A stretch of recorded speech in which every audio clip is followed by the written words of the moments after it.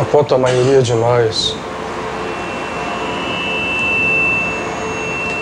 caminha com o olhar fixo e cravado no solo das nossas próprias iniquidades, abrem-se as portas do infinito.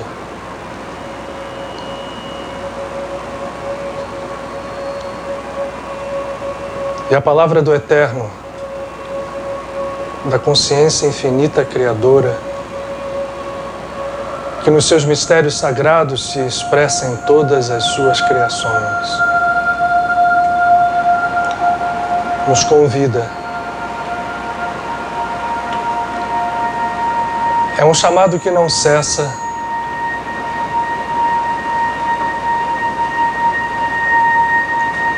É um movimento perpétuo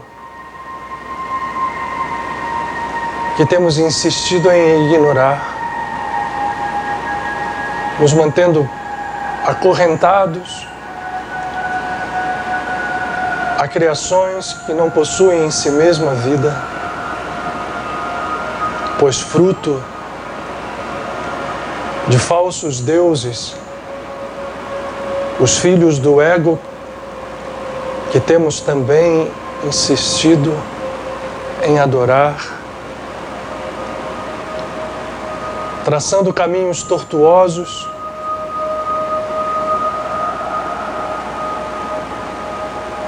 nos mantendo, pois, ainda que isso não seja verdade, mas apenas ilusão, afastados de nossa própria essência, da nossa própria realidade, em síntese da luz.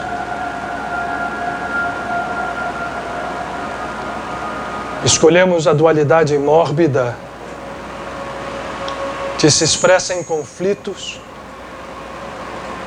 que se parte e se fragmenta às nossas ordens conscientes ou não,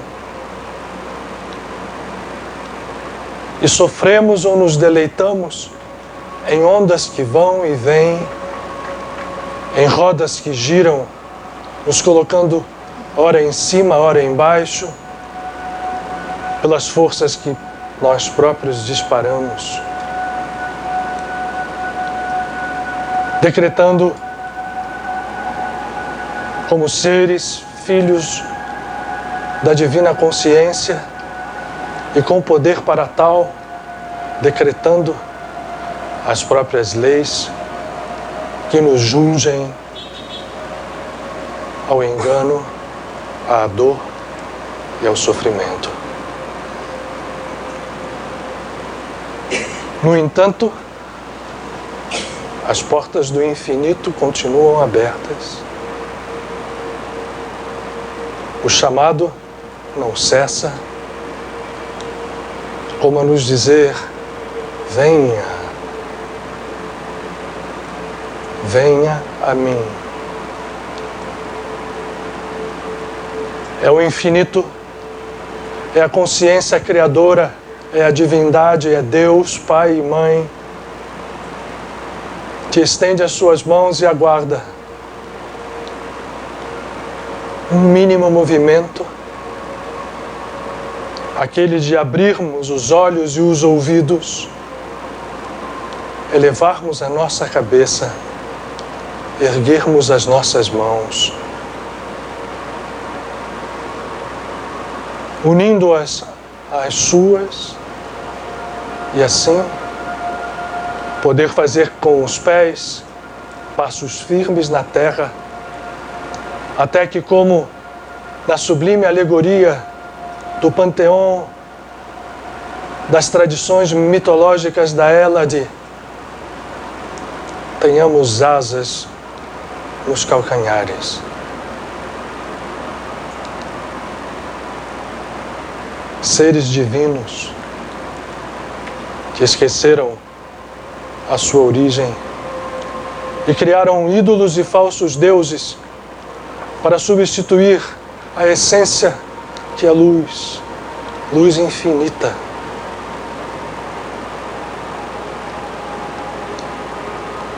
Mas há uma lei que falará sempre mais alto, será sempre um chamado mais profundo e será capaz de curar todas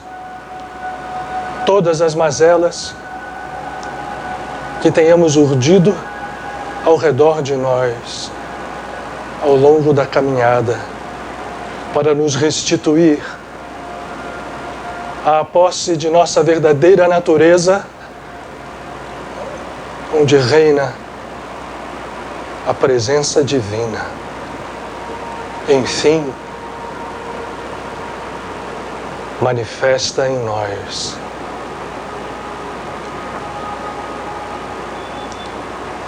Que possamos ouvir e abrir os olhos, erguer a nossa cabeça e movimentar os nossos membros para que a luz possa brilhar,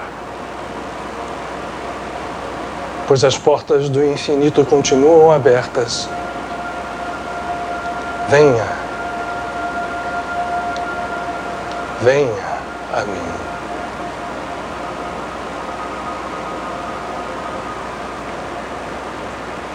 E aquilo que todos buscamos será a única realidade em nós e ao redor de nós, desfazendo com a simplicidade que a luz, quando brilha, traz para dentro de si aquilo que pensávamos ser treva. A simplicidade desse movimento nos fará despertos e vivos outra vez.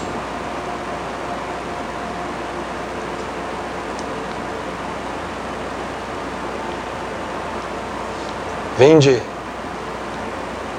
e sereis curados.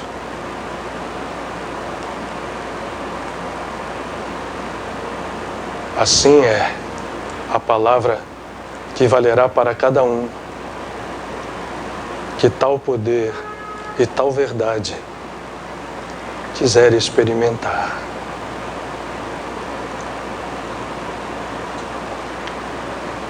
Que a paz seja convosco.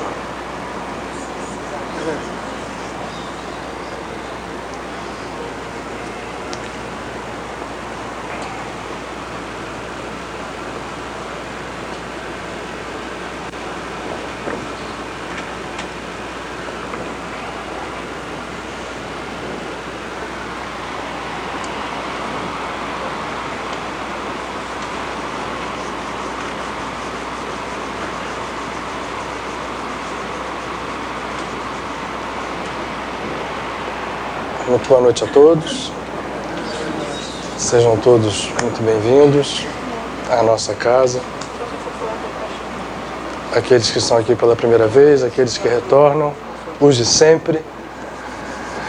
É uma felicidade a gente estar aqui juntos, mais uma vez. Eu agradeço a todos pelas orações, pelos pensamentos. E estamos aqui, de novo, de pé. E é isso que importa. Temos avisos, o Otton está aí. Boa noite. No Carnaval a gente faz um recesso. Então a gente vai ter palestra agora dia 25, encerrando as atividades antes do Carnaval. E a gente retorna com um reequilíbrio espiritual mensal no dia 8, no 8 de março. E as palestras, outras atividades que recomeçam dia 11 de março. Bem, eu vou dar um recado, né, já que o livro vai ser o livro de Jó, que eu tenho a mesma fé que Jó, pelo menos um pouquinho. Eu tenho fé que hoje aquela caixinha a gente vai conseguir comprar o ar-condicionado, porque a gente está perto. Então, aquele ar ali quebrou, o clima deu uma amenizada, mas daqui a pouco o maçarico vai voltar e a gente vai precisar um pouco mais de fé para aguentar o calor. Então, espero que hoje aquele gasofilácio roxo lá fique feliz, cheio de moedinha dentro. O quê? Esse aqui não está enguiçando, mas é só um... Foi do vendaval, deve ter entupido o dreno, uma coisa simples. Mas o dali foi-se. Senhor Otton, deixa. Por favor. Vou dar um pause ali na filmagem. Para aqueles que estão conosco na internet, nós já voltamos já. Tem que ser sempre explicado isso, porque eu vejo que muita gente acha que caiu a transmissão. Não vai cair a transmissão.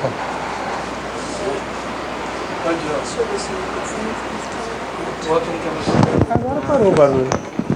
Ele mergulhou. Ah, foi? Virou para dentro?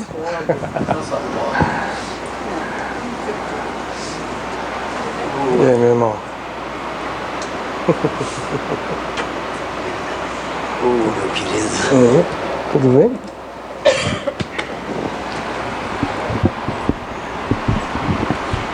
Embaixo da luz. Quanta luz. Faça-se a luz. Fiat luz. Boa noite. Boa noite. Hoje eu estou muito feliz por ter o Luiz aqui. Depois do... Bom, não interessa. Já foi. Águas passadas. Literalmente. Já foi. Literalmente, águas passadas. Bom, eu fico muito feliz de vê-lo aqui. Portanto, hoje eu só vou fazer duas coisas. Uma frase do Rumi, que eu escolhi dentre a obra dele. Eu escolhi uma frase para Luiz, em homenagem a Luiz. E a outra é uma curiosidade. Meu Deus, onde estás que não respondes? Amizade, daqui. Amizade, daqui. Amizade, daqui. Amizade, também em relação à nossa amizade. Certo dia, um garoto, como sempre, a criança que é essa paz, né? Essa paz. Um garoto perguntou ao sábio: o que pode destruir uma amizade? O tempo, a distância ou a eternidade? O sábio sorriu, olhou e respondeu: nenhuma das três. Porque a amizade começa no tempo. Vive na distância e permanece na eternidade. E agora, Luiz, essa frase eu tirei só para você. Já disse, a amizade fica na eternidade. Então, É isso. a frase do Rumi é a seguinte: há um amanhã dentro de você, esperando para irromper em luz. Obrigado.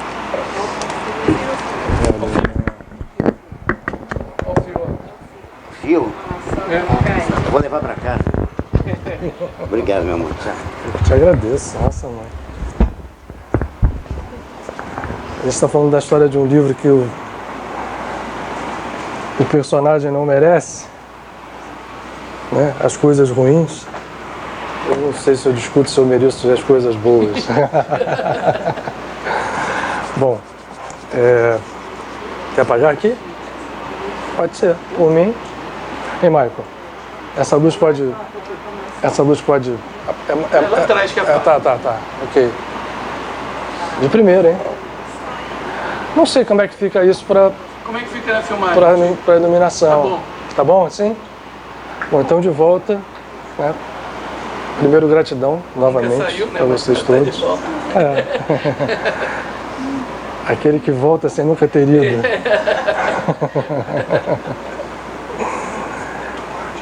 O tema desse nosso encontro de hoje, ele foi lembrado pelo Michael nas nossas conversas. Essa não foi de madrugada, não, né? Foi? Não, foi tipo uma hora da manhã cedo. Foi cedo. Mas ele veio, enfim, Foi pelo WhatsApp. ele veio se conjugar a uma experiência que, enfim, eu não quero ficar compartilhando vocês aqui das experiências que todos souberam, né? Certamente ou quase todos souberam daquilo que aconteceu. E a gente interpreta sempre tudo como uma lição, mas no meio do processo, já na limpeza, né, do ocorrido, havia pessoas ajudando, e uma das moças era uma moça evangélica. E ela estava lá num determinado setor da casa, fazendo uma limpeza, arrumando, e todas as pessoas muito transcendendo o aspecto profissional. Mas foi muito interessante, porque estavam ali pessoas profissionalmente fazendo um trabalho, porque era demandado isso mesmo, tal foi a monta, né, do estrago. E essa pessoa, nitidamente como todas as outras, estava ali mais do que um profissional, talvez tocada por uma coisa, e ela começou a cantar uma música evangélica falando de Jó. E eu estava num outro setor, né, do mesmo cômodo, comecei a ouvi-la, ela estava virada de costas para mim, cantando a música, e chega num determinado momento, eu me aproximei dela, fiquei parado assim, quando ela virou, ela fez umas afirmações, né, assim, o senhor tem que ver isso por esse ângulo, e fez lá uma afirmação muito bonita, que eu não quero reproduzir aqui, não é necessário. E realmente uma coisa que, né, fazia todo sentido naquele momento ali. E aí o Michael lembra, o seu tema, eu estava, enfim, sabia que eu estaria aqui hoje, mas esse tema veio relembrado pelo Michael, e eu acho que a coisa vem a calhar. Eu primeiro queria dizer, antes da gente começar, eu queria que vocês compartilhassem comigo hoje muita concentração, porque esse é um livro muito profundo. Até o tema se fala dos segredos profundos do livro de Jó.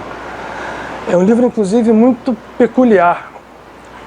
E eu, imaginando a forma como eu ia abordá-lo, né, porque eu digo que é sempre uma ousadia, apesar de ser um tempo que pode deixar todo mundo cansado, sentado numa cadeira, 1h30, né, de 8h05 até as 9h30, ser um tempo longo, é um tempo muito curto para que a gente aborde tal complexidade que está aqui. Então, quando eu peço a vocês compartilhar a concentração, porque esse trabalho é um trabalho de interação. Não é um trabalho de palestra, jamais foi.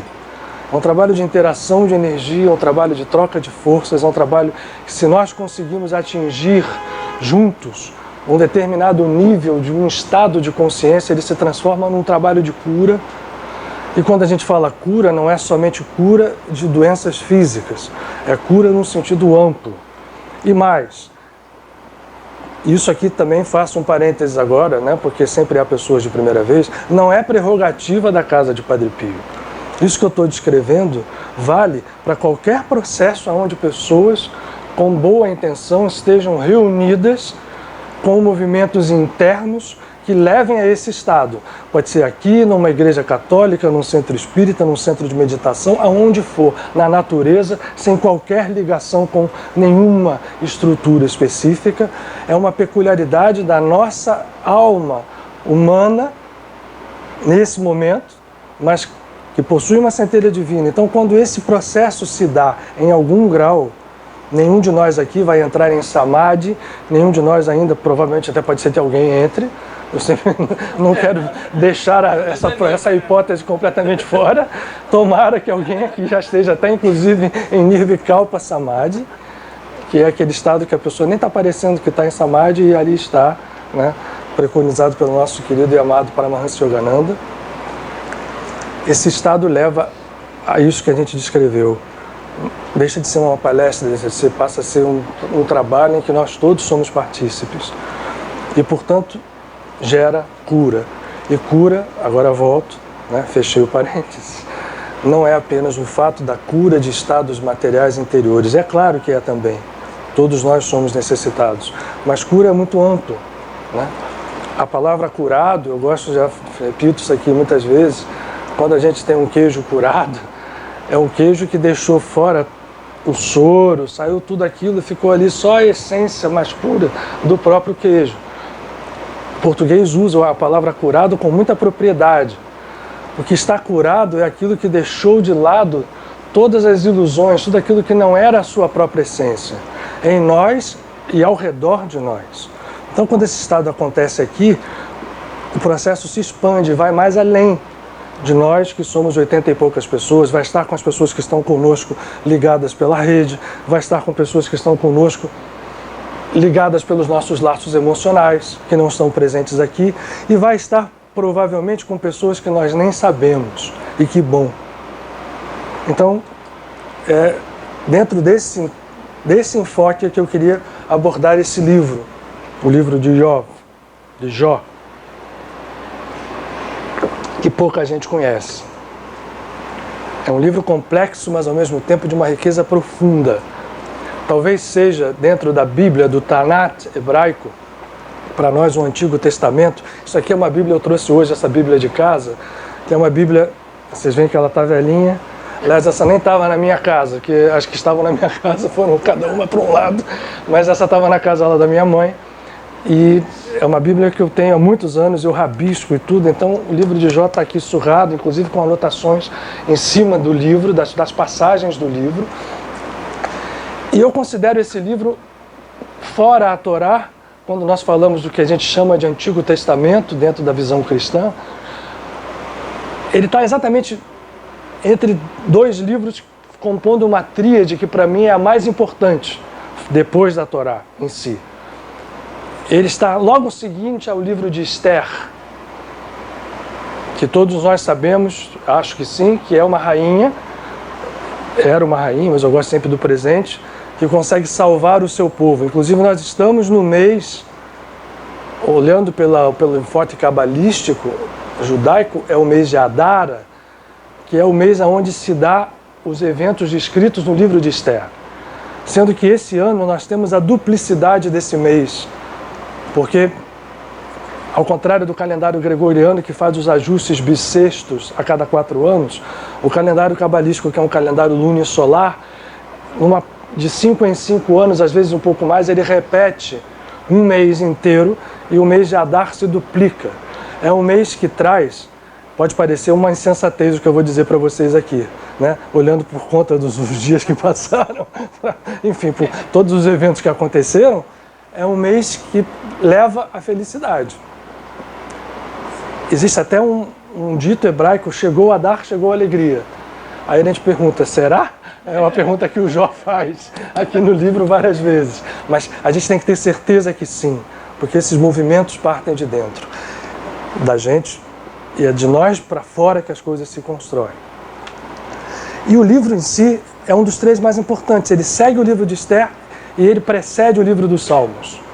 Então, para mim, essa tríade, Esther, Iov e os Salmos, compõem uma tríade de segredos profundos, ferramentas profundas. Para a gente mostrar que a Casa de Padre Pio ela não se prende a, vamos chamar assim, a estruturas religiosas específicas, a liberdade que nós temos aqui, graças a Deus, de poder falar, né? Tendo a base de trabalho prático dentro da prática espírita, respeitando profundamente todo o trabalho que foi feito, nós temos uma liberdade de entender como o Espiritismo veio no século XIX reviver no Ocidente tradições muito antigas que pertenciam à humanidade, e o trabalho talvez de hoje seja a gente integrar isso tudo. Esse é o propósito que essa casa nasce. E a gente não se prende especificamente a pelo contrário, a gente procura mostrar o que une. E ao longo dessa conversa nós vamos ver que o personagem Iov, Jó, se equipara em muito, sendo ele um personagem único, à tradição que remonta dos Vedas na epopeia do Mahabharata, que é uma das 2 grandes epopeias védicas. O Mahabharata descreve toda a epopeia e mais outras histórias em paralelo, mas a linha principal é descrever os Kurus ou os Kauravas, que são os 5 filhos dos semideuses ou dos deuses, com uma única mulher, contra os seus primos, filhos do seu tio, os Pandus, eu troquei a palavra aqui, ninguém me corrigiu.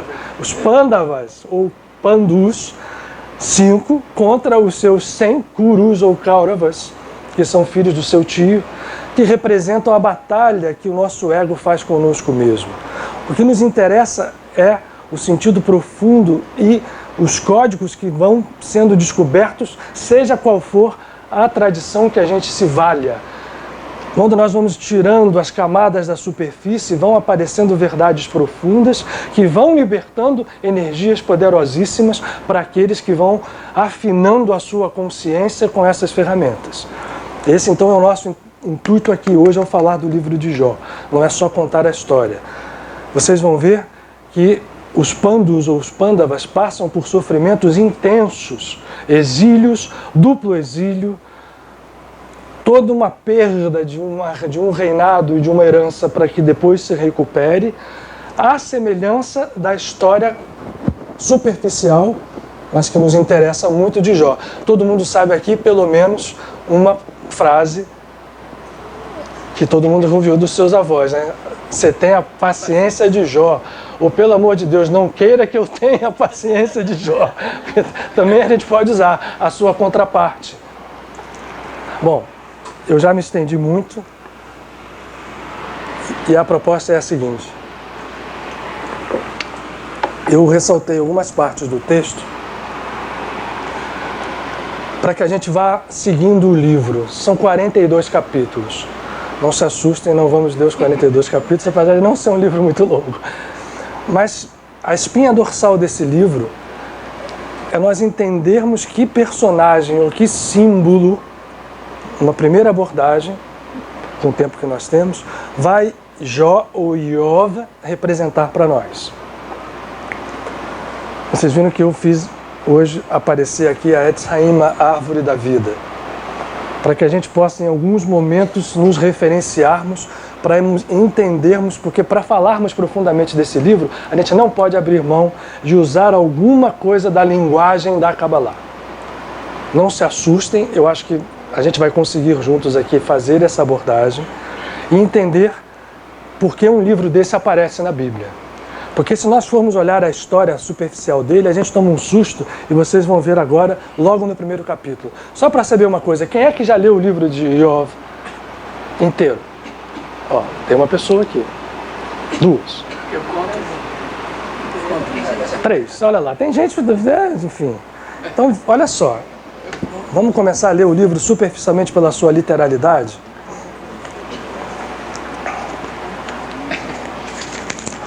Eu falei que ele tem 42 capítulos, não foi por acaso, depois a gente vai chegar lá. Esse número é um número significativo dentro de toda a expressão ferramental e a linguagem cabalística de acesso à divindade.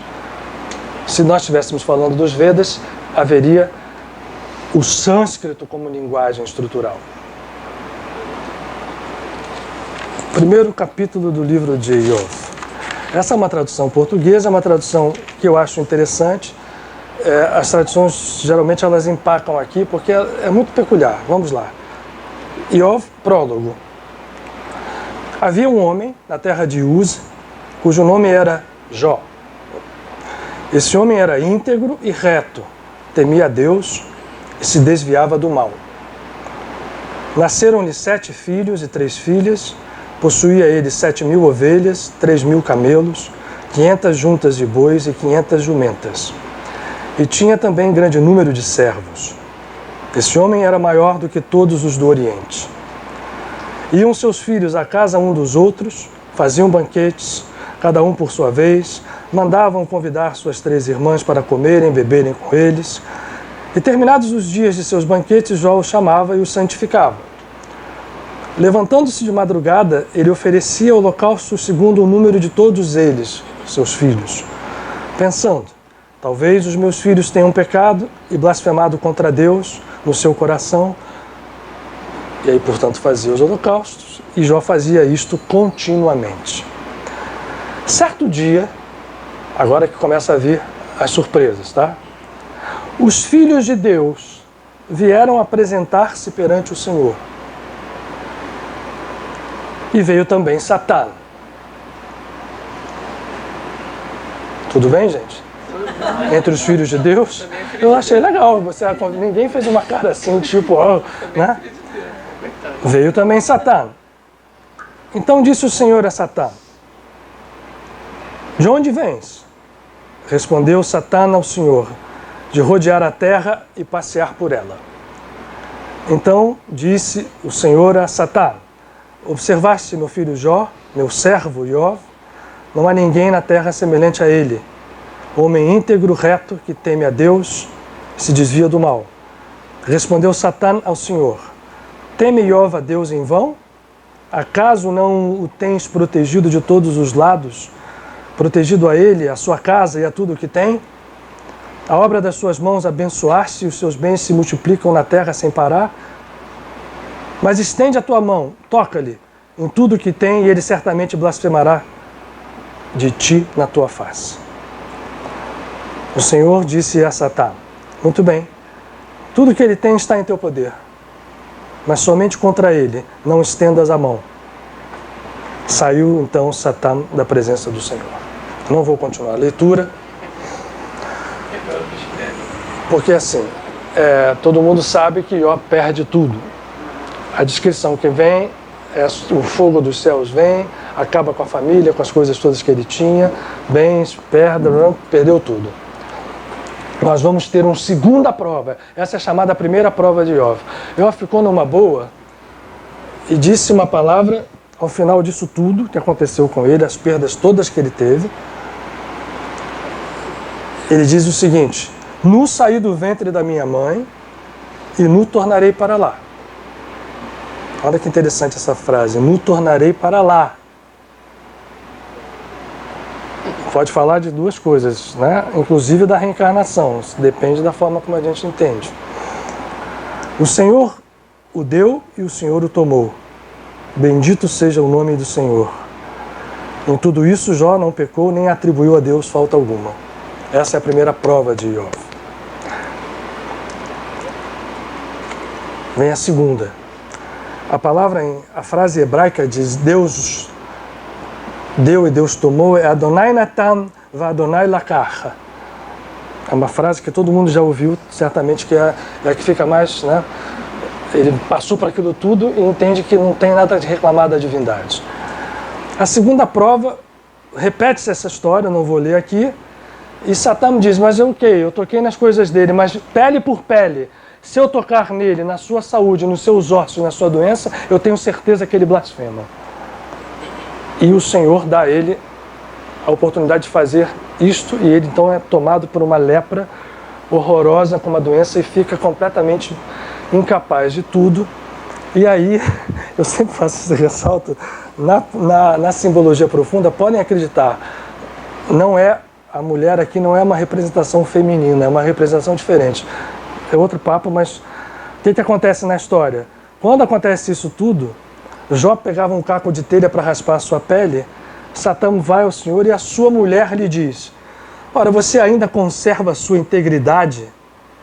Amaldiçoa logo a Deus e morre logo de uma vez. Respondeu-lhe ele, a mulher: como fala assim, como qualquer doida? Nós receberemos o bem de Deus e não receberemos o mal? Nisso tudo não pecou Jó com seus lábios. Bom, é preciso, por isso eu disse a vocês que a gente precisa entrar um pouquinho dentro das coisas profundas, porque depois dessa segunda prova o livro vai se estender, esse primeiro capítulo vai se estender, e eu vou mostrar em resumo, até o final, e ele tem toda uma sequência de sentidos que vão nos trazendo ensinamentos muito profundos. Eu espero que a gente consiga hoje aqui juntos ter pelo menos uma ideia. Eu falei do instrumento que é usado pela Kabbalah, como é usado, por exemplo, vamos lá, o sânscrito, a cultura védica, que a gente chama de hinduísmo, usa a linguagem santa, a linguagem sagrada do sânscrito, como instrumento para que essa escritura represente energias muito poderosas. E mais do que represente, expresse, acumule, como se fosse um condensador e depois, novamente, um distribuidor dessa energia. A gente fala, inclusive, que o desenhar é o primeiro passo da materialização. Quando um arquiteto planeja uma casa ou a gente planeja alguma coisa, primeiro está no nível da mente, do pensamento. Como é que a gente faz antes de materializar a casa, por exemplo? O arquiteto vai lá e desenha a planta. Portanto, você colocar isso em duas dimensões é você trazer uma energia de um padrão para outro. Portanto, letras, até mesmo as nossas letras ocidentais, representam ideias, mas muito mais do que ideias, representam energias. E, portanto, isso é válido e muito válido para aquelas culturas que entenderam isso e se utilizam disso. Seja as escritas xamânicas desde a pré-história, um dos exemplos que a gente tem é na Umbanda, os pontos riscados pelas entidades. A Kabbalah, a cultura védica utilizando os mantras sânscritos e os yantras, muitos deles com várias palavras escritas à volta. Então o que eu vou falar agora aqui é nesse entendimento, nesse viés de entendimento. Nós não podemos entender o livro de Iov sem entendermos do que estamos falando. A palavra Iov se escreve com a letra Aleph, a letra Yud, a letra Vav e a letra Beit. Por isso, em hebraico se pronuncia Iov, se estende, porque o Aleph é uma letra sagrada e é a primeira letra do alfabeto hebraico. Cadê o meu laser? Esse nome aqui, eu estou trazendo o nome porque o nome em si já mostra um poder enorme. Por que ele se chama Iov? Por que o nome foi dado Iov? Por que esse nome está codificado nesse livro dessa forma? Aleph está aqui, ó. A letra Aleph está aqui onde eu estou circulando, bem no centro da árvore. E o que é essa árvore aqui, para quem nunca a viu? Isso aqui é apenas um diagrama que mostra como as energias e as consciências partem de um infinito completamente indescritível. Esses três nomes que estão aqui fora da árvore são os nomes que estão fora da existência. São nomes indefiníveis, é o conceito da divindade que nós não temos a condição nem de chegar perto. Portanto, aqui se chama o nada, o infinito, ou sem fim, o Ein Sof, e a luz infinita, o Ein Sof Ora, ora é luz.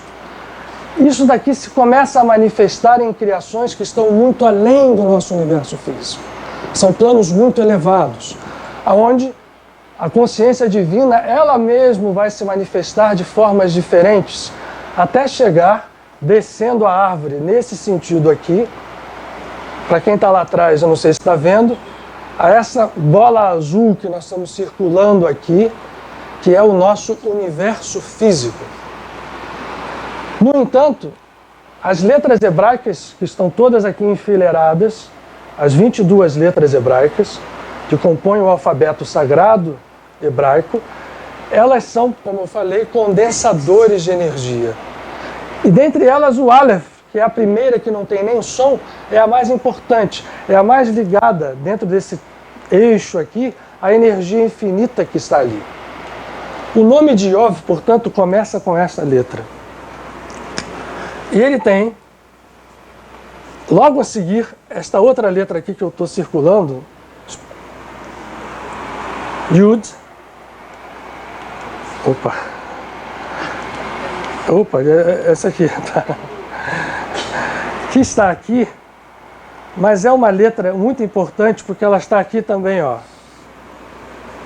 Esse nome daqui, de 4 letras, é chamado o nome sagrado da divindade, o tetragrama, Yud, Rei, Vav, Rei. E o Yud é a única letra que nos conecta com a criação no seu ponto inicial. Ela flutua, vocês veem que ela não está sobre a linha de base. É uma letra que não está apoiada em nada, ela está ligada ao infinito. O nome de Iov, portanto, ele tem o Aleph, tem o Yud, e tem outras 2 letras. O Vav, que está aqui no centro, e o Beit, que é a segunda letra do alfabeto. E é a letra por onde começa o Antigo Testamento, o livro do Gênesis, em hebraico, começa com a letra Beit, pela palavra no início, Bereshit. Portanto, esse nome é um nome muito próprio, muito... Aqui a gente ficava, juro por Deus, a gente ficava hoje mais amanhã só conversando sobre esse nome. Não vai acontecer isso. Mas o que eu quero dar a vocês a ideia é o seguinte. Esta letra e esta letra aqui, se eu tiro elas e faço uma permutação de lugar, vai dar o nome Bo, em hebraico, que significa venha. É inclusive o nome de uma paraxá. Venha é a palavra que o Eterno fala a Moisés, que representa todos nós, que representa o nosso ego, para dizer, venha a mim. Esta letra e esta letra, as duas, estão aqui, dentro do tetragrama. E a palavra Yov significa, entre outros significados, aquele que retorna. Bom, eu dei essa primeira explicação e vou voltar ao livro nos 2 primeiros capítulos. Vocês viram que em português eu li o seguinte, eu vou repetir aqui. Deus é chamado em português da seguinte forma. Havia um homem na terra de Uz, cujo nome era Iov. Esse homem era íntegro, temia a Deus. Depois, a palavra que vai aparecer aqui é: disse o Senhor, não é mais Deus, a Satanás. Depois vai aparecer o Todo-Poderoso. Por que se faz isso nas traduções? Uma hora usa Deus, outra hora o Senhor, Todo-Poderoso, não é a mesma coisa, não é o mesmo Deus? É verdade, é. Deus é uno. Mas a consciência divina, isso é uma coisa importante para a gente trabalhar hoje aqui. Ela se traduz... Estou errando toda hora a luzinha. Ela se traduz, primeiro, por nomes que se dá a Deus. Isso é fundamental. No original, quando ele fala Deus pela primeira vez, como eu li, aparece a palavra Elohim. E depois, Elohim vai ser substituído todo o tempo, até um determinado momento que a gente vai falar aqui, pela palavra Adonai. Elohim está aqui, ó. É a consciência divina que aplica a justiça. É a consciência divina que está ligada à lei do karma. É a consciência divina que nós acionamos, quando digo nós, o nosso comportamento interior, o nosso estado interior, quando nós nos ligamos à lei do karma. Elohim vai ser a força de justiça até quando nós a permitimos. E Adonai? Elohim está nesse nível aqui, agora vê se eu acertei. Nesse nível aqui. Adonai está aqui. Porque isto tudo aqui é a expressão da unidade, mas que ela se expressa de 10 formas diferentes, não. 10 formas complementares que se unificam na sua essência. Por que o livro só se refere a Elohim e a Adonai?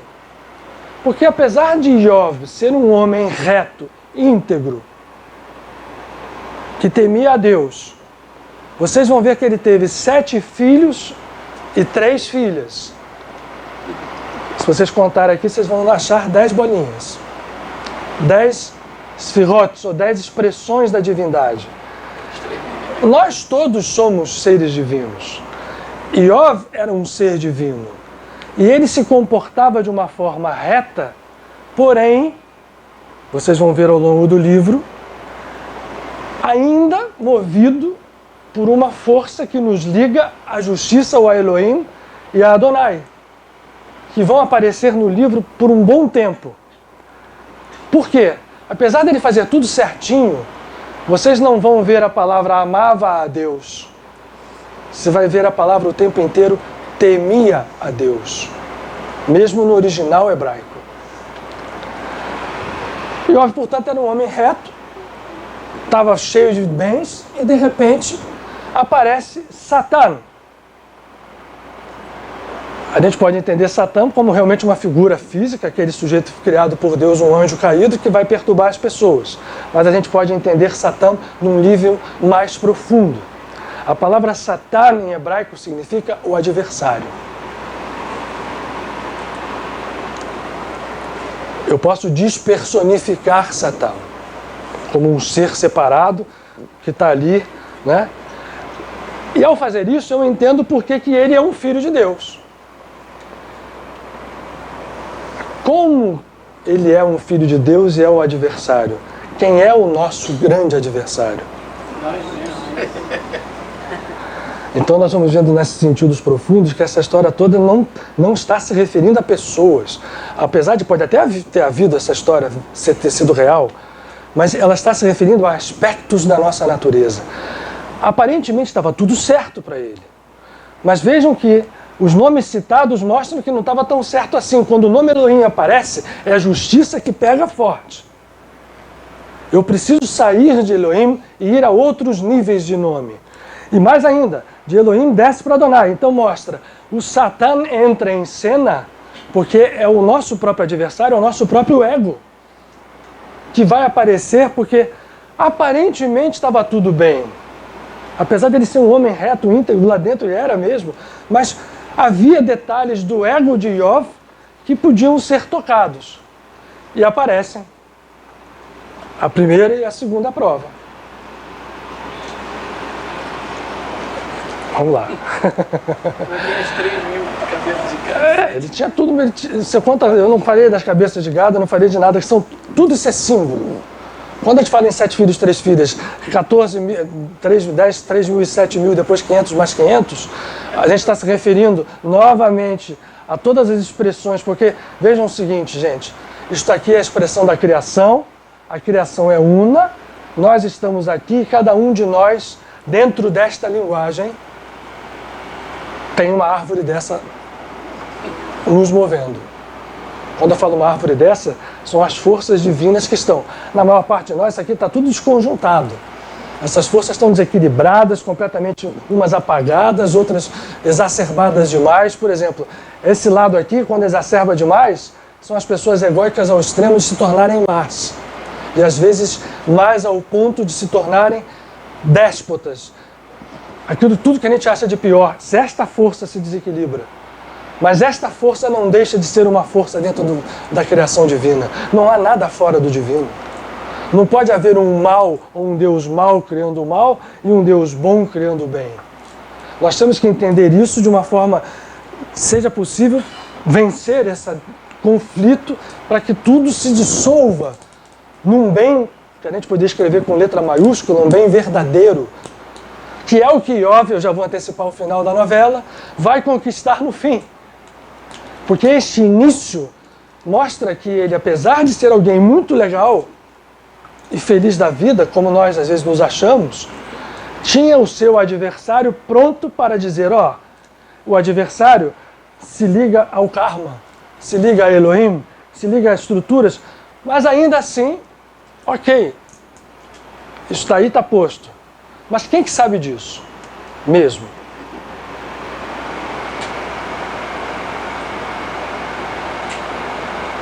A consciência divina mais elevada de todas, acima mesmo de Elohim. Como ele sabe? Vamos entender a partir de agora no livro. Como é que esse livro segue? Iov perde tudo. Perde tudo. Primeiro, materialmente, ele perde a sua saúde completamente. E aí se aproximam 3 amigos que vão consolá-lo, que sabem da sua desgraça e chegam para consolá-lo. São 3 amigos, deveriam ser amigos antigos. Um chamado Elifaz, outro chamado Bilelad e outro chamado Zofar. E aí eu vou só ler excertos do que eles começam um diálogo. Os amigos chegam, primeiro eles choram quando veem a figura de Iov, nem reconhecem. E depois de 7 dias eles começam a falar. Vamos lá, eu vou tentar ser feliz aqui em escolher os trechos que eu separei para que a gente entenda o processo a partir do momento em que o karma ou a visão de entender que um adversário entrou em ação, o nosso próprio ego, e fez uma bagunça na vida de Iov. Como é que esse processo pode, e como ele foi entendido por Iov, e como esses amigos participaram dessa história. Nenhum deles disse uma palavra alguma, e depois Jó abriu a boca e amaldiçoou o seu dia. Ele começa se amaldiçoando a ele mesmo. E fala uma opção de coisas aqui que eu não quero nem ler muito, mas ele fala uma coisinha aqui assim: por que eu não morri ao nascer? Por que eu não esperei ao sair do ventre? Por que houve joelhos que me recebessem e peitos que me amamentassem? E vai embora. Aí um primeiro amigo começa a se manifestar, Elifaz. Elifaz, o temamita, respondeu: se intentar alguém falar, te ficarás impaciente? Ele mostrou que ele não ficou, que ele ouviu muita coisa aqui, e por isso a paciência de Jó fica como um detalhe que passa para todo mundo, né? E virou até um dito. Mas quem poderá conter palavras? Repete Elifaz. E entre outras coisas, as tuas palavras têm sustentado aos que tropeçavam, os joelhos vacilantes, mas agora que a aflição vem a ti, tu te desanimas? E aí começa. E vai batendo. Vai batendo, vai batendo. Essa primeira nem tanto. Ele começa, olha, você vê, mas Deus é assim mesmo, Deus é justo e tal. E Jó começa a responder ao que os amigos vão dizendo. No primeiro momento ele vai dizendo, mas vem cá, se a minha angústia retamente se pesasse, toda a minha miséria se pusesse numa balança, na verdade seria mais pesada do que a areia dos mares. Por isso é que minhas palavras têm sido precipitadas. As flechas do Todo-Poderoso se cravam em mim, e o meu espírito sorve o veneno que vem dela. Ele começa a se lamentar. E aí, os amigos começam a bater, dizendo assim, olha só, você achava que era um cara justo, mas tu não deve ser justo coisíssima nenhuma. Você que criou isso aí. Essa história, você não é um cara justo, você deve ser um ímpio lá no fundo. E vão descrevendo no discurso coisas que vão deixando ele chateado. E Jó diz assim, pelo amor de Deus, mudai de parecer, não sejais injustos, mudai de parecer, pois a minha causa é justa. Eu não fiz nada. Eu me acho um homem reto. Isso levantou a bola para entrar o segundo amigo. Lembra que nós estamos falando de Elifaz? Entra Bildad e Bildad bate muito. E bate dizendo, eu acho que eu nem... Ele dizendo o seguinte, olha, você tem que entender que você fez tudo errado, se entende, se corrige, porque na hora que você se corrigir, vai tudo voltar a você. E Jó continua. Eu sei que é assim, mas eu não quero contender com Deus, eu não sei se eu quero ou não quero. Se eu me justificar, a minha boca me condenará. Nós estamos falando de 42 capítulos, essa conversa vai se apertando e os amigos vão tornando o discurso mais agudo, mais intenso. Entra o terceiro, Jofar. O Naamita respondeu, olha, Jó, para com isso. Não se dará resposta à multidão de palavras, será justificado esse tagarela era o Jó, que estava falando, tentando se defender, dizendo coisas que se Deus, pelo amor de Deus, eu não fiz nada, eu quero entender porque que Deus quer isso comigo. Eu não quero me lamentar, mas eu tenho que acabar, eu tenho que clamar. Eu não me lamento, mas eu clamo. Eu não sei o que eu faço, é um discurso confuso, é um discurso denso. E aí, Zofar, o último, começa. Sabe isto, Deus exige de ti menos do que merece a tua iniquidade. Olha o peso dessas palavras. Você sofreu menos do que você merecia. Alcançarás os caminhos de Deus, chegarás à perfeição do Todo-Poderoso. Como é que você pode julgar? Terás confiança porque há esperança. Você vai olhar em volta, vai repousar seguro. Continuam eles dizendo, se você se retificar. Aí Jó responde, sem dúvida, vós sois o povo sábio, e convosco morrerá a sabedoria, ironizando. Talvez eu tenha um entendimento, talvez como vós, mas não sou inferior. Eu invocava a Deus, e ele me respondia. E aí, continua, isso aqui, ó, o livro é assim, em português, são capítulos extensos. E eu quero guardar aqui porque eu pretendo fazer uma meditação no final da gente. Em um determinado momento, Jó diz o seguinte, olha, vocês estão me julgando, vocês estão começando a me condenar e a achar motivos para o meu sofrimento. É certo que usar, e quem sabe é o divino. E lembrem-se que todas as vezes que a palavra Deus entra em cena aqui, vai ser ou o nome Elohim ou o nome Adonai. Mesmo Iov vai falando Adonai, Adonai, Adonai. E ele diz isso. Certamente vos repreenderá a vocês. Considereis, portanto, se vocês zombam de mim como se zomba de qualquer homem, considereis que certamente Deus vos repreenderá se em oculto fizerdes acepção de pessoas. Essa frase me lembra muito, desde que eu comecei a estudar esse livro, ao meu querido pai espiritual e mestre Luiz da Rocha Lima,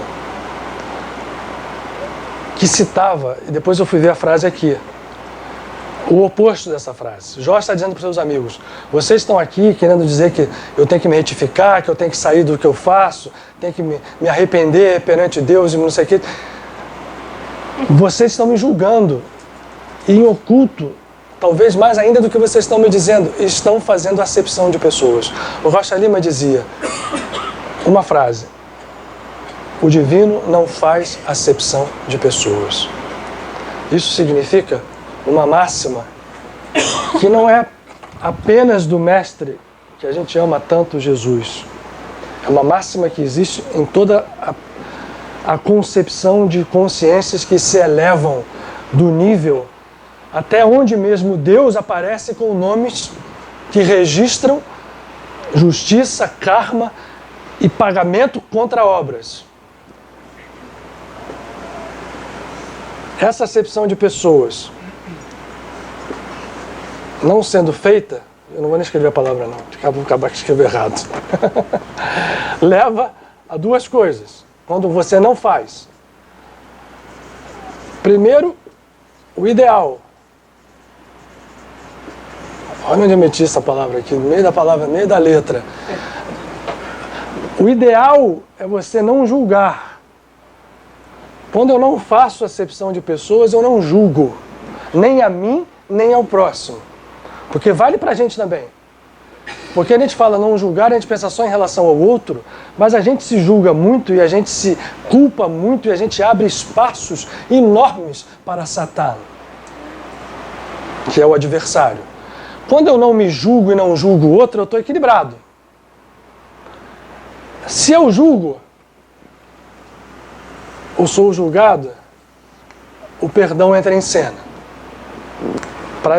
Quando você perdoa, você já ou foi julgado, ou já julgou.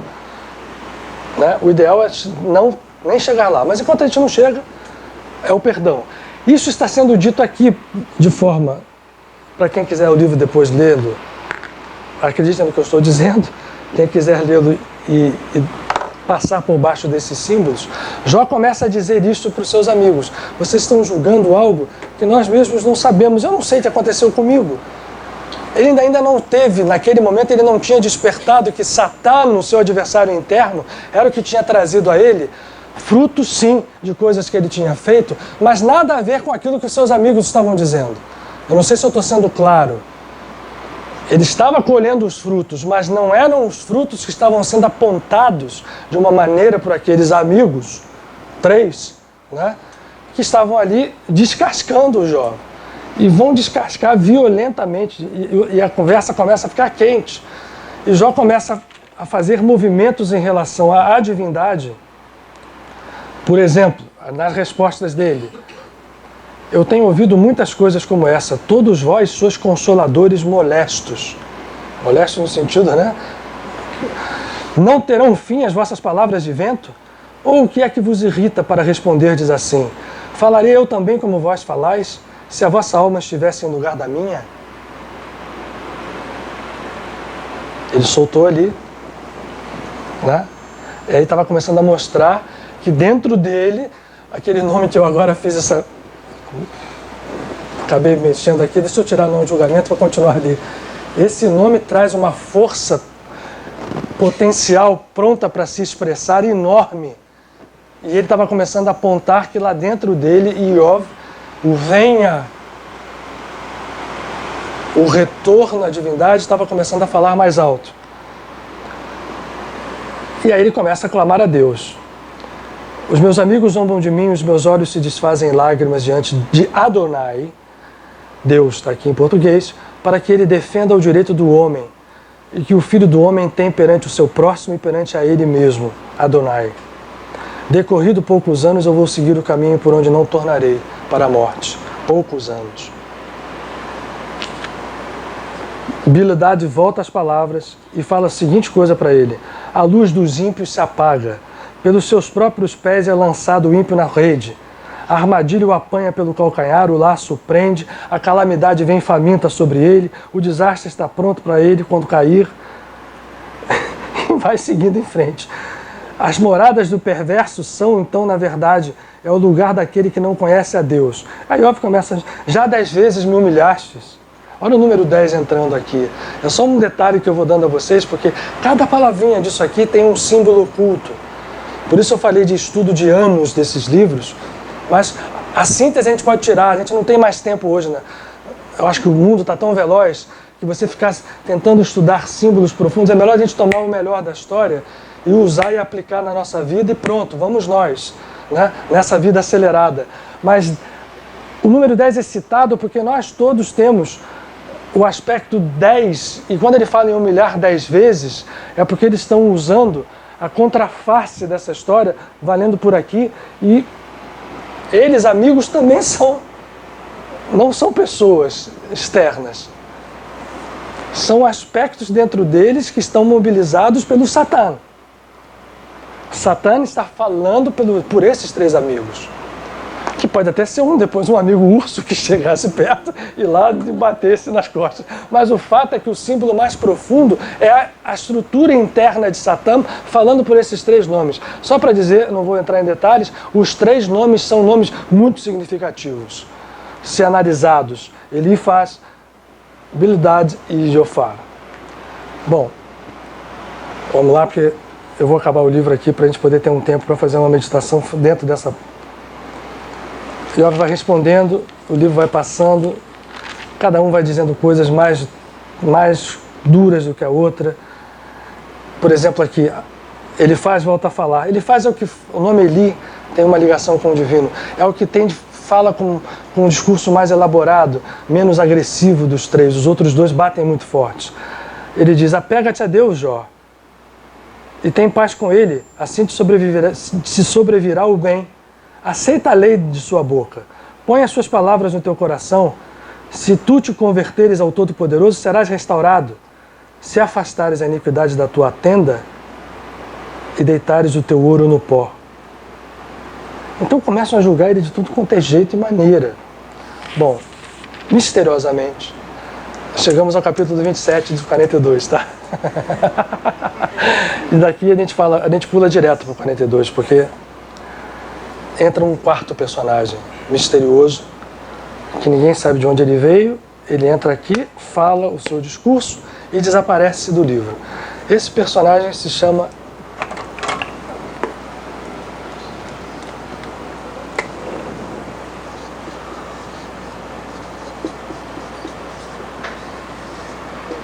Eliahu, ou Eliú.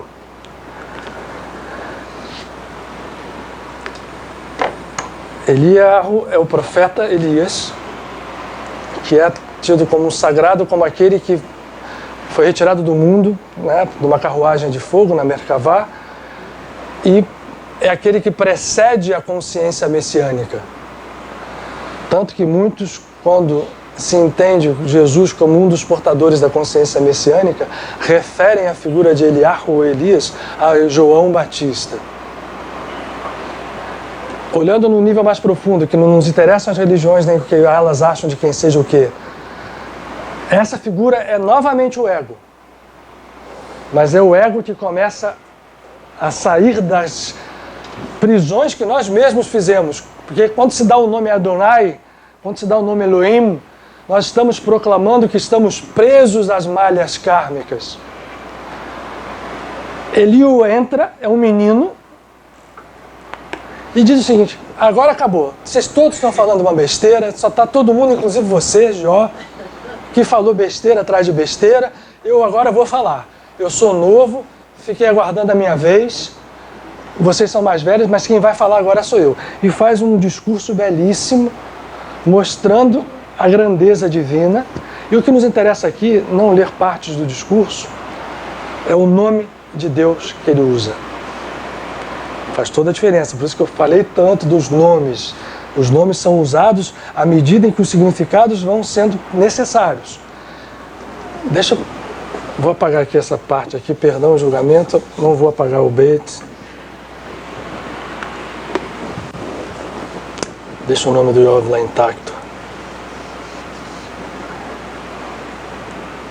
Ele vai usar o nome de Deus que fala da misericórdia mais, não sei que adjetivo eu vou usar, mais intensa, mais efetiva, mais poderosa. É aquela misericórdia que cobre, segundo aí Jesus, como um grande mestre, seja como a gente encare ele, cada um tem a sua visão, mas a grandeza dele ninguém pode apagar. É a misericórdia que cobre a multidão dos pecados. O que é isso? Multidão dos pecados é a multidão dos karmas que nós temos. Portanto, quando a gente se refere à lei do karma, a gente tem que ter um cuidado absoluto para não torná-la grilhões na nossa vida. Um grilhão em que a gente, o meu karma é assim, meu karma é assado, é pesado assim, ok, ele até pode estar, mas se eu dou força a esta, eu sou, de uma certa maneira, Iov estava fazendo isso. Quando ele começa a clamar, quando ele começa a reclamar e dizer e falar de Deus, que você não está me entendendo, por que você fez isso comigo? Ele está dando força a esse processo e Eliarro entra usando este nome. Em português, primeiro, ela. No discurso de Eliarro, no original hebraico, some a definição. Elohim não aparece mais, Elohim só vai aparecer lá no início. Adonai, Adonai, Adonai, Adonai, Adonai. Quando Eliarro começa a falar, entra em cena o nome El, que se escreve com o Aleph e com o Lamed, que é esta letra que está aqui. Cadê o Nesse? Eu vou apontar para a pessoa que está atrás. Essa letra que está aqui, ó, Lamed, ela faz uma barriguinha, ela está aqui também nos nomes 72, ela tem uma coisa interessante, porque ela joga para cima, ela tem um Vav em cima dela. Nenhuma desses desenhos é à toa. A energia, ele pega a energia de cura e joga para cima, cura no sentido amplo, porque ele se compõe da letra Raf, esta letra daqui, ó, que é um C invertido, e se aplica em cima dele um Vav. O C invertido de Raf é cura, cura no sentido amplo. E a cura vem de lá, não vem daqui. E portanto a palavra El traz o Aleph junto com isso para mostrar. Aleph é a letra mais sagrada, vamos chamar assim, porque é a letra que não tem nem som. É a letra que precede o próprio som. O som criador, em linguagem védica, o som sagrado de Om, todos os sons criadores são precedidos por um silêncio muito mais poderoso. Ali está Aleph. E Aleph, quando unido a El, que é a cura, manifesta a misericórdia infinita. E Eliarro, do capítulo 27 até o final, até o 38, ele vai entrar no 27 e no 32 ele começa a falar. Né? O 27 é o momento em que ele aparece, no 32 ele começa a falar. E se eu contar esses 10 Sfirotes e mais os caminhos, que são 22, eu vou achar o número 32, que é a completude do movimento de integração das forças dentro da árvore da vida, ou dessa expressão, dessa significação, no universo e em nós mesmos. No caso, Iov, representando a nós. E aí, Iov começa a responder de uma forma agora mais humilde. Vamos passando de capítulo em capítulo. Aparece um outro nome além de El, no discurso de Eliú, ou de Eliarro, que é Eloá. Tem muita mulher, eu conheci algumas mulheres que se chamavam Eloá. Né? Feliz de quem chama esse nome, porque é um nome também que fala da misericórdia no seu aspecto materno. E Eliarro, ou Eliú, fala de El e de Eloá. Por que os anjos todos, uma boa parte, anjo só tem 2 finais. Oel, Gabriel, Michael, Rafael, Nuriel, Tzadkiel, e vamos lá. Ou Yah, Gebar Yah, Kedar Yah. Yah também é um outro nome muito poderoso, mas não entra em cena nesse livro. El entra, e aí Jó, de repente, cai todo mundo em si, termina o discurso de Eliarro, e Adonai volta à cena quando o Senhor responde. E Adonai começa a falar de uma forma agora mais integrativa. E dizendo o seguinte, vem cá, quem é que escureceu o seu entendimento a respeito da divindade? Adonai, que é o karma, começa a se integrar depois que ela entrou em função, que a misericórdia entra em função, ela absorve a parte, vamos chamar assim, kármica, ou de olho por olho, dente por dente, que está relativa a Adonai. Então Adonai começa a dizer o seguinte, olha só, o poder está em Deus, sou eu, o Todo-Poderoso, e diz tudo aquilo que Deus é. E você é um homem reto, é um homem íntegro, mas quem te conhece a minha obra? Quem te conhece os mistérios? Ele mesmo diz isso. Ele diz, Adonai não conhece os mistérios de Yah ou de El, e é preciso que se integre isto, porque... E ele termina de uma forma que é a mais desafiadora desse livro. Vocês já ouviram falar do Leviatã? O monstro, né? O Camões, né? Na sua poesia dos Lusíadas, fala do Leviatã como um monstro que habitava os mares, que destrói. O último desafio desse livro, na palavra de Adonai, é dizer, você acha que o Leviatã é mau? Pois então, vá procurar saber. Eu estou traduzindo aqui de uma forma muito livre, tá? Vá procurar saber, vai tentar caçá-lo, vai ver o que ele é o meu poder. Na Kabbalah mais profunda, o símbolo do Leviatã é o Tzadik, o justo, o santo. Aí é que bagunça mesmo, né? Os nossos entendimentos e os julgamentos, e ao dizer assim, se você não entende que o Leviatã é isso, você não pode me entender, nem a ele. E aí nós chegamos ao capítulo 42, final do livro. Esse eu vou... Já estamos no 42, né, gente? Então eu vou ler, porque o final é muito bonito. Adonai fala. Chegamos ao capítulo 42 e Iov diz o seguinte discurso. Então respondeu Iov a Adonai: eu sei que tudo podes.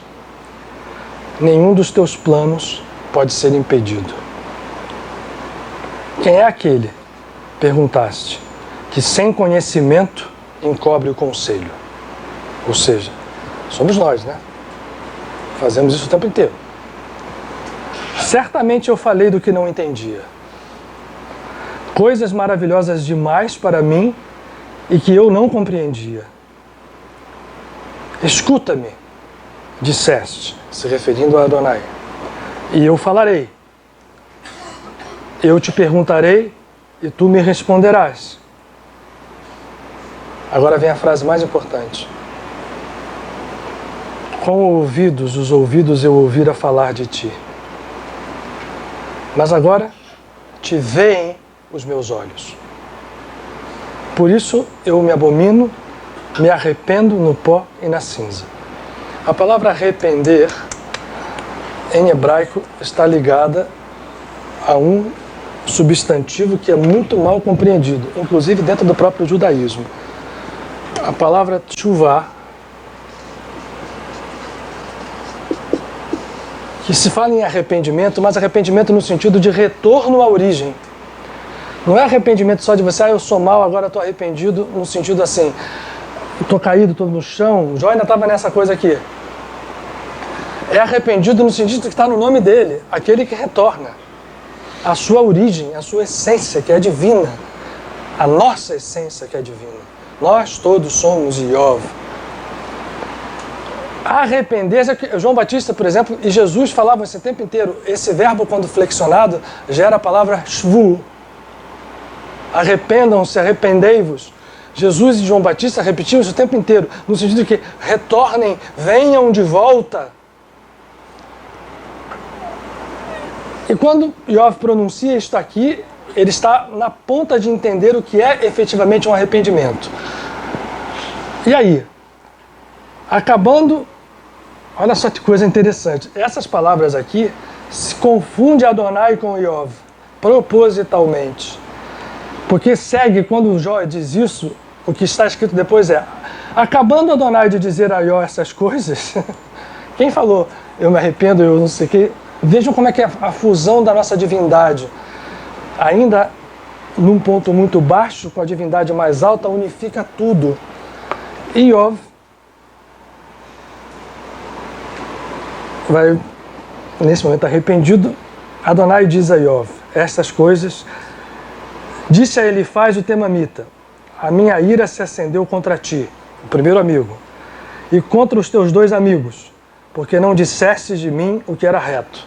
Lembra que eles falaram o tempo inteiro, Deus vai te castigar, Deus tem isso, tem aquilo, você pecou, Deus pega o ímpio pelo pescoço e faz isso, faz aquilo, faz aquilo. Vocês falaram de mim o que não é verdade. Não disseste de mim o que era reto.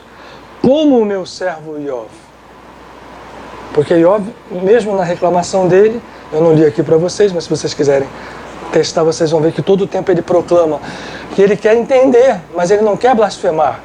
Ele quer se ligar a Deus, ele está falando que eu estou merecendo isso, eu só não sei, mas eu não vou me mexer numa palha para ir contra os desígnios que estão sobre mim. Eu só quero entender. Portanto, continua Adonai, tomai 7 novilhos, 7 carneiros, e ide ao meu servo Iov, e oferecei holocaustos por vós mesmos. Aí vem a pedra de toque desse livro. O meu servo Iov orará por vós. Eu aceitarei a sua oração, e não vos tratarei conforme a vossa loucura. Vós não falastes de mim o que era reto. Então foram Elifaz, o Temamita, Bildade, o Suíta, e Zofar, o Naamita, e fizeram como o Senhor lhes ordenara. E o Senhor aceitou a oração de Iov.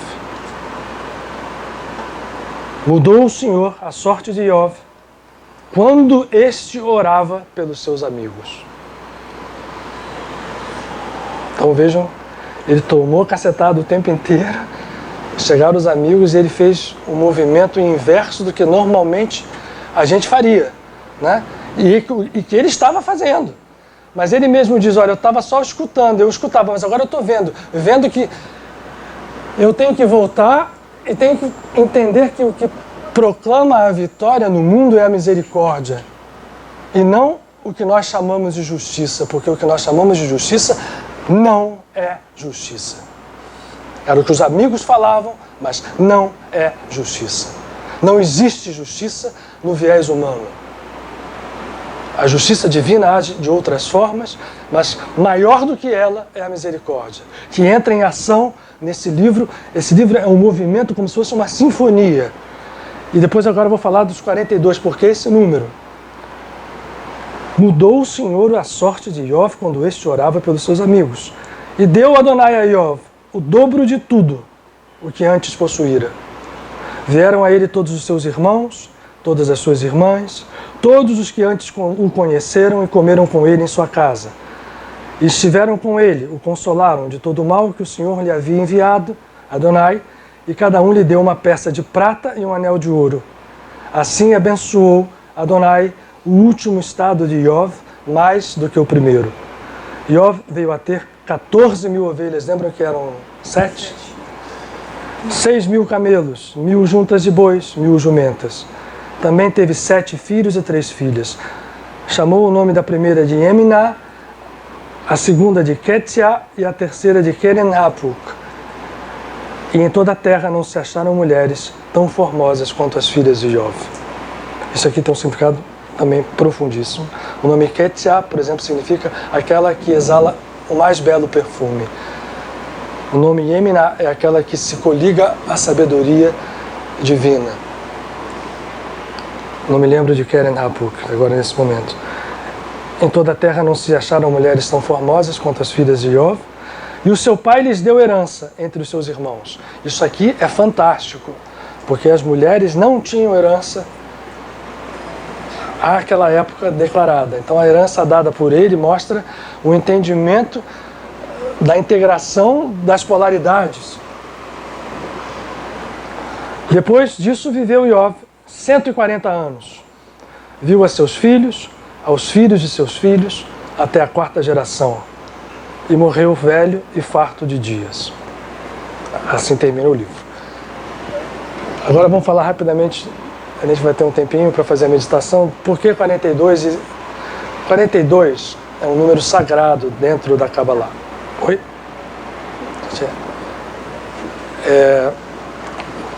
Posso apagar aqui, gente? Ih, essa pergunta eu já ouvi muitas vezes na minha vida.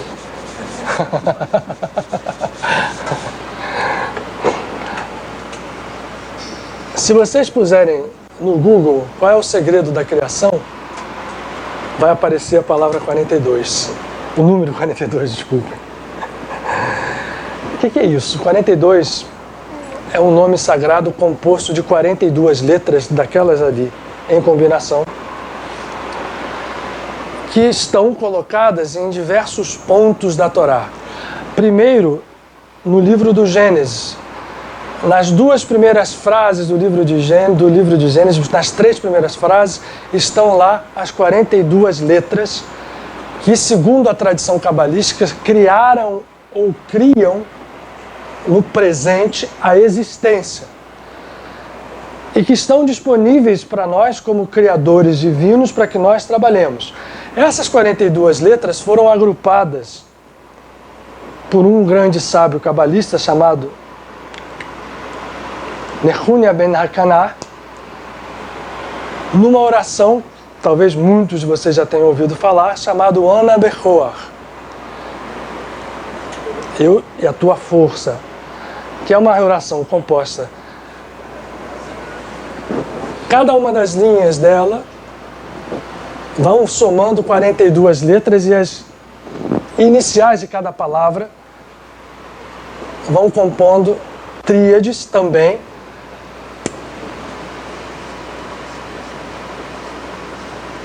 E vão seguindo aqui, são 7 vezes 6, desculpe, são 6 palavras, né? 42 letras e 7 linhas. Cada uma das iniciais das palavras vão se juntando em 3 e vão formando as 42 letras do nome de 42. Se vocês forem no YouTube, no Google, vocês vão achar 500 versões do Ana Bechoar, as explicações do que cada uma dessas linhas significa, porque são condensações de energia que você pode usar para vários fins. Por exemplo, a primeira linha da oração, o que esse mestre fez? Pegou as letras, colocou, fez uma oração bonita, mas o que vale, mais bonito do que a oração, é o que está dentro dela, é a força que está ali. Então a primeira linha, por exemplo, na Bechoar, que do latim, a tradução é, com o poder, tem várias traduções, né? Com o poder da tua mão e da tua força infinita, liberta-me dos grilhões. Para que serve essa linha? Só vou dar esse exemplo. Essa linha, quando entendida, a conjunção e a força das letras, quando elas se unem, nos liberta da prisão do tempo e do espaço.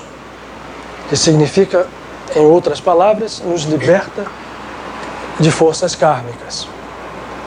E vamos seguindo as 7 linhas e cada uma delas reforçando essa ideia original.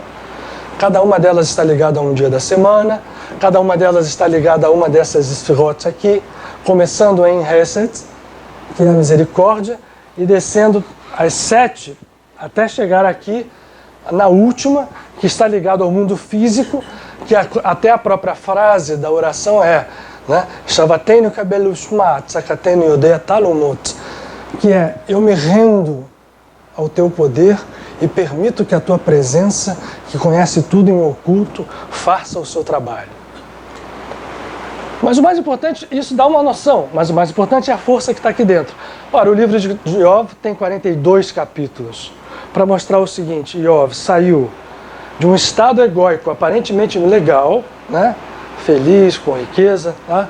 Foi tomado pelo seu adversário, nosso adversário, Satã, que é o nosso ego, que chegou e disse assim: não, meu amigo, tem karma aí para você. Não é só o que você fez de bom, o karma que está ali por trás vai te bater agora. E ele soube resistir de uma certa forma. Aparecem os 3 amigos, né? Pá, aquilo, julgamento, foi isso, foi aquilo. Eles, não, isso aqui eu não quero saber, eu quero saber o que é que Deus acha. E ele começa naquela batalha, e vai chegando. Quando chega no 42, é como se o símbolo nos diz, ele está pronto a usar a força do Anabechor. A força da criação, que criou o universo e que fica à disposição de cada um de nós. Temos que mergulhar nisso, não é? A oração está aí, hoje no YouTube, está espalhada pelo mundo inteiro, mas entender o significado profundo da história é esse. Quando ele chega ali, no capítulo 42, ele faz 2 coisas. Ele abre mão completamente de qualquer julgamento, ele já tinha dito isso lá, né? Se você estivesse no meu lugar, vocês acham que eu faria isso com vocês? Mas para ele aquilo se tornou uma verdade absoluta. Tão forte que a oração dele conseguiu liberar os amigos daquilo que eles tinham plantado. E por isso o nome El, que é a misericórdia, vai aparecer ao longo do capítulo 27, até que no 32 ele entra em cena e El Shaddai, o grande e todo-poderoso, tomam força e disciplinam, vamos chamar assim, ou fazem com que Adonai, vejam que Adonai está ligado aqui, ó, fazem com que Adonai, que estava só julgando Deus, botando o karma em cima, suba e vá se ligar à natureza divina infinita, que é além de karmas, além de tudo, que se rege. Aí sim, a gente pode falar essa palavra com toda a sua plenitude pelo amor. Aí é o amor incondicional. Ainda está longe. Nós estamos julgando o tempo inteiro, mas é uma batalha que vale a pena, eu acho, a gente batalhar. Esse livro está aqui posto para isso. Como tudo que está aqui está posto para nos ensinar coisas, para nos livrar de ilusões. Porque a gente se ilude o tempo inteiro. Aonde a gente está criando ilusão. E algumas são muito perigosas, como por exemplo aqui, numa casa como essa, em que se fala de espiritualidade, em que se busca praticar a espiritualidade. Aonde está a espiritualidade verdadeira dentro de nós? É uma pergunta que nós temos o tempo inteiro que fazer para saber se estamos sendo bacaninhas como Iov e um dia vem o karma e aponta. Não é bem assim não.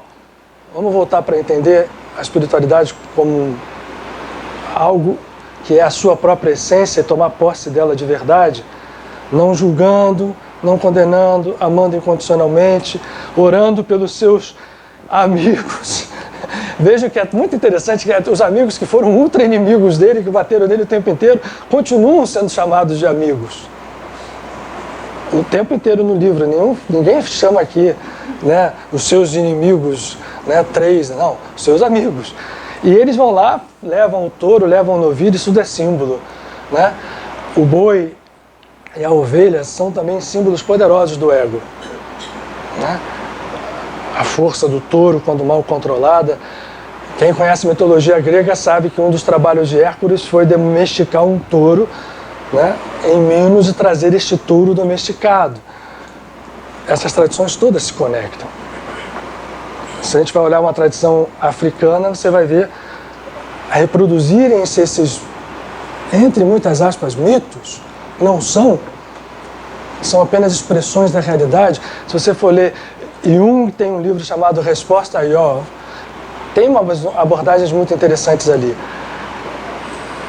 A gente precisa entender, não, mais do que entender, introjetar isso dentro da gente e fazer esse trabalho, né? Porque senão parece que está tudo muito bem, mas não está tão bem ainda. É preciso que a gente dê passos adiante, né? E quando a gente dá, A ajuda vem, pode ter certeza que vem. Vem mesmo. Eu só posso assegurar a vocês. Vamos fazer a nossa meditação, a gente ainda tem lá belos 10 minutos para fazer.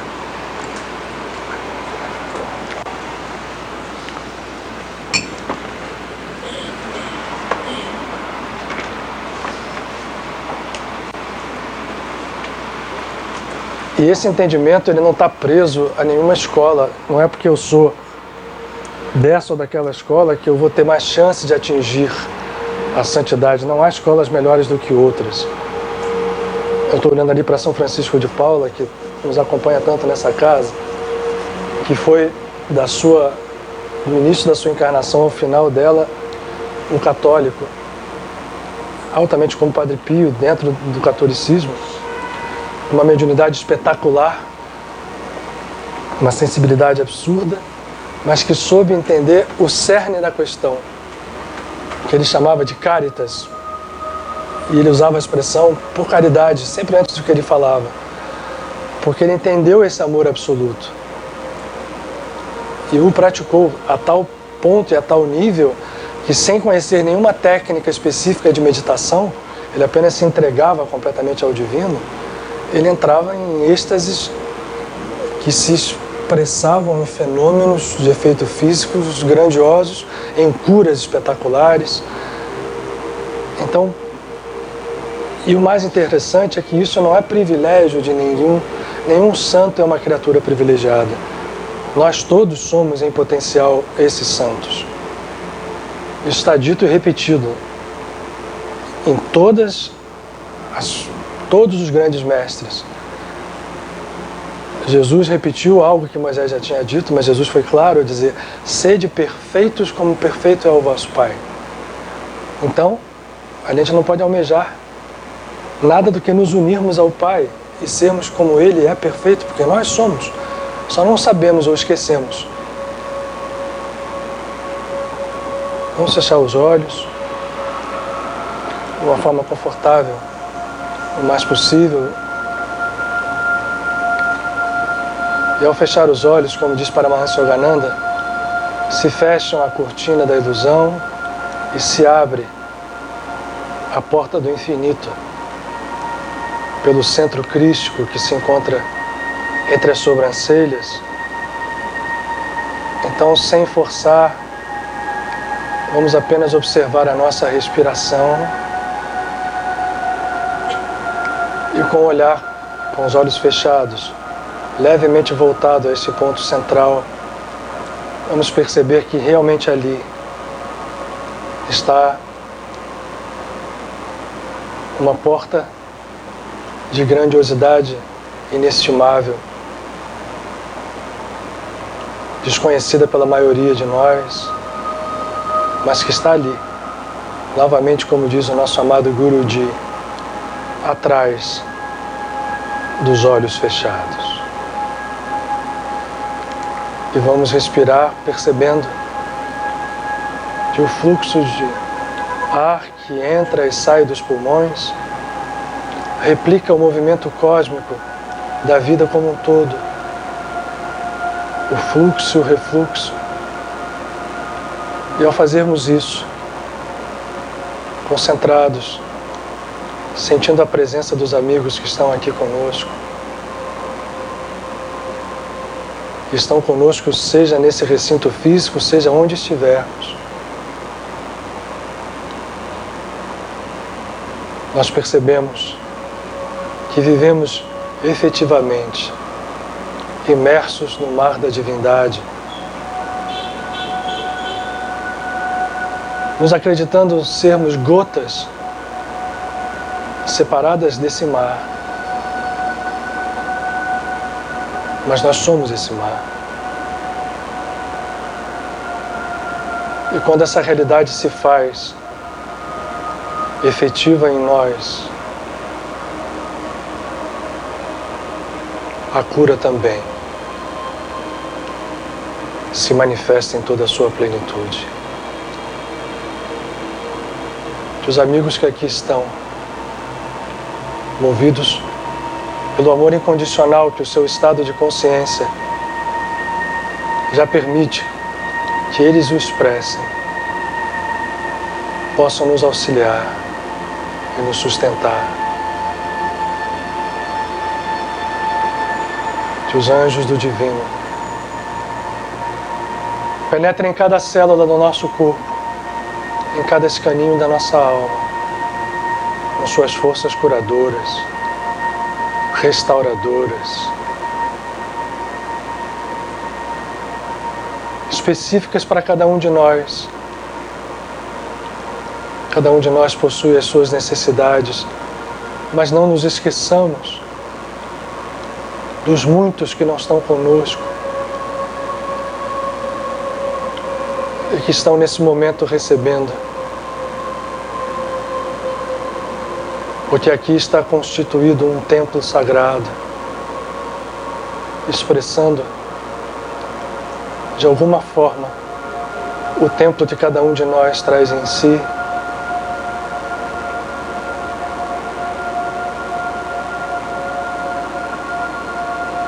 Paramahansa Yogananda, que presente de forma tão amorosa, nos lembrava numa das suas canções: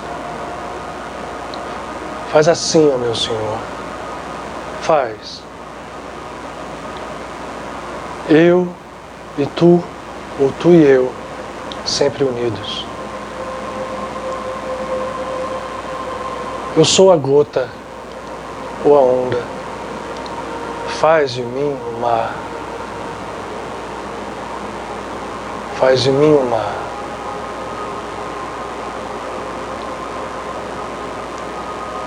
Para que ainda vivendo como uma gota ou como uma onda nas vibrações do mundo, eu não esqueça em nenhum momento que sou o mar e que as forças infinitas desse mar agem através de mim e se expressam na sua beleza e no seu poder a cada irmão que me cruze o caminho.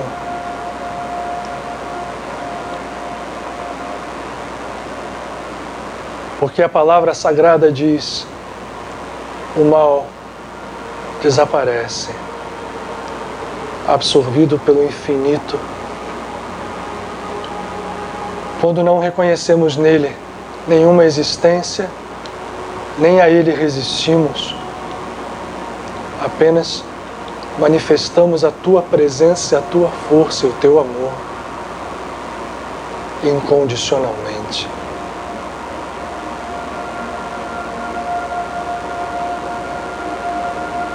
Eu vou ficar em silêncio agora, para que cada um, mergulhado nessa presença, sinta a força e compartilhe essa força, aonde quer que seja necessário.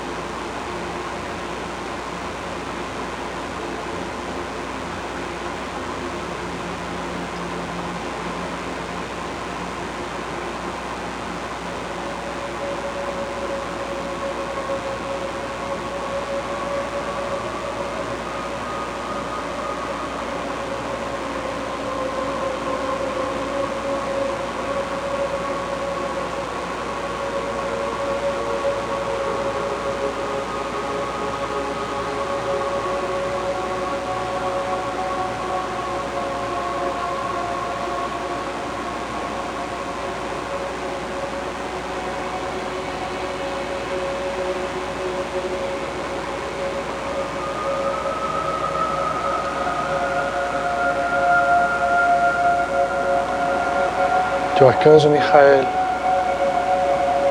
te expande a sua luz sobre todos nós, sobre todos aqueles que conectamos a ele com a nossa meditação e com a nossa oração. Jamais nos abandone. Gratidão por estarmos aqui. Que possamos aprender todas as lições. E como Iov,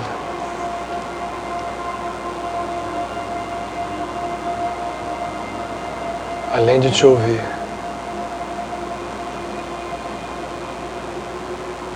te contemplar.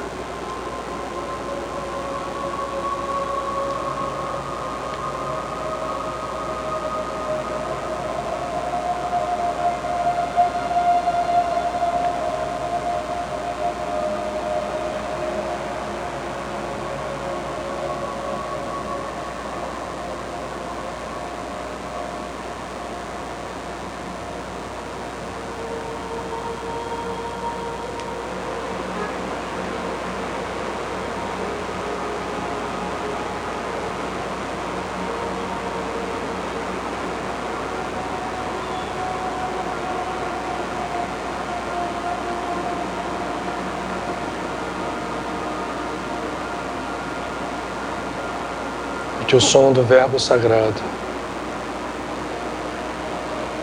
nos guie a mente inquieta, nos acenda a chama no templo sagrado do coração.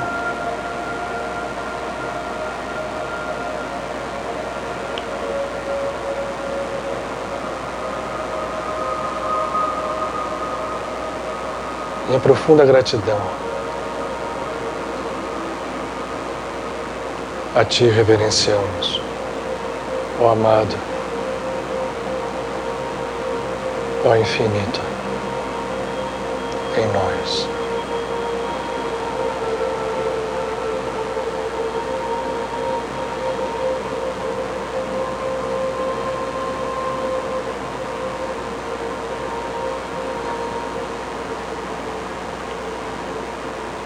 Com a nossa própria respiração, vamos fixando no corpo físico essas energias que recebemos, que atuam e vão continuar atuando, não só em nós, como em todos aqueles por quem rogamos nesse momento.